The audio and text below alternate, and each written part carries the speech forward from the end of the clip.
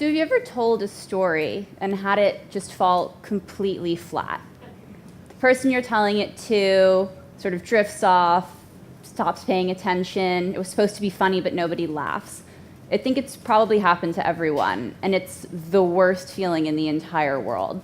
Nothing worse than just having that awkward pause after you told a story and nobody got it. But there's also no better feeling than telling a really great story where you nail the punchline and, the person laughs, it's supposed to be funny, and, it's just the best feeling in the entire world. You feel like you accomplished something. I absolutely love telling stories. So that's what I do. I tell stories for a living, or rather I write them, which I think is a little bit easier than telling them. You get a lot of chances to sort of go back in, change things around, decide which parts are going to be the middle, the beginning, and the end, and you can try 8 different endings to your story, but when you're telling one, you only get one shot, so I think it's a little bit more difficult to do it that way. But stories are a really powerful thing. They connect people, and it can connect you to somebody who you just met 5 seconds ago, or it can connect you to someone who you've known your entire life.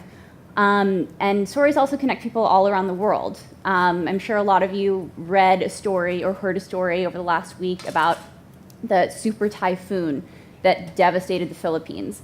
Maybe you remember the names of some places or some facts and figures from one of those stories, but if you read a really good story, you remember the people.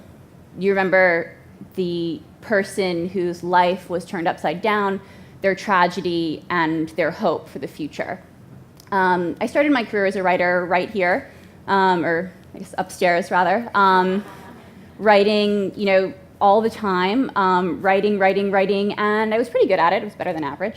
When I went to school, graduate school, I got the opportunity to become a really good writer, and that was by I won a fellowship that it was named in honor of a truly great writer, Daniel Pearl. I know that some of you are probably a little too young to remember Daniel Pearl. He was the South Asia bureau chief for the Wall Street Journal.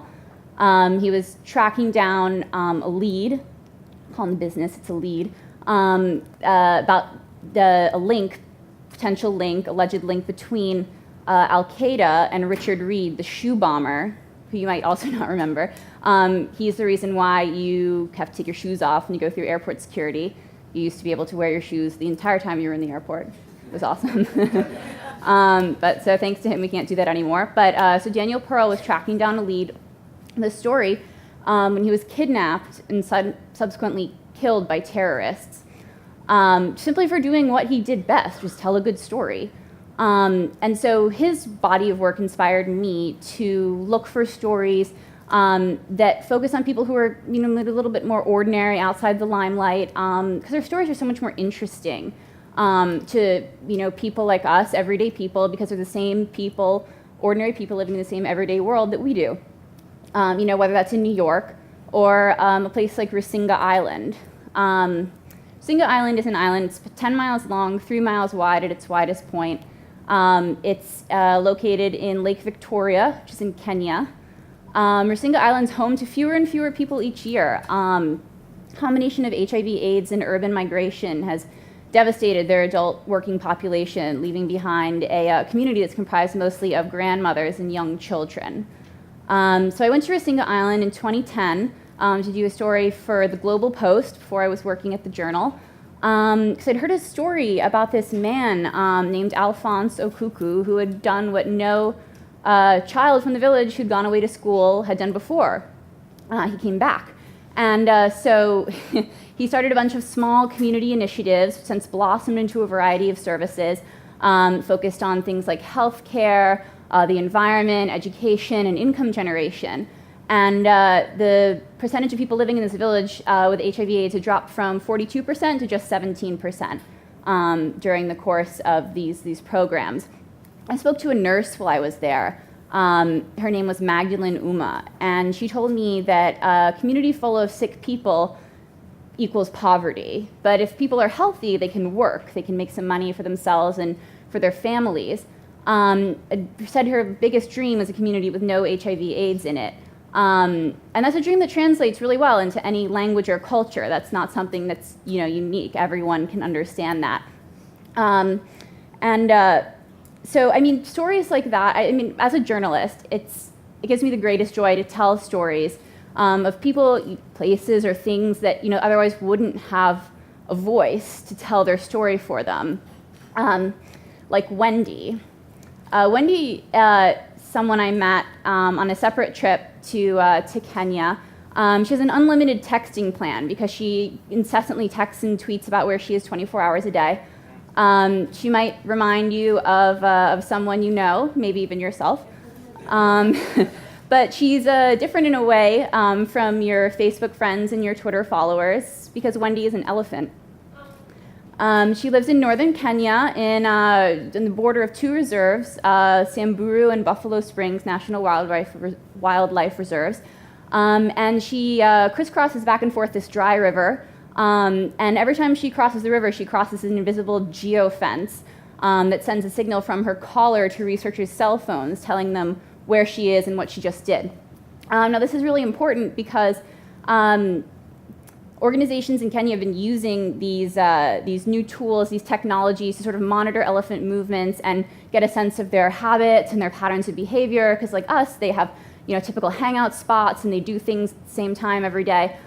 Because of a problem that has sort of just exploded in Kenya in recent years, and that's elephant poaching, when elephants are killed for their ivory tusks. So organizations have been using these new technologies to combat this problem, which has surged to a level that has not been seen since the international ivory trade was banned in 1989.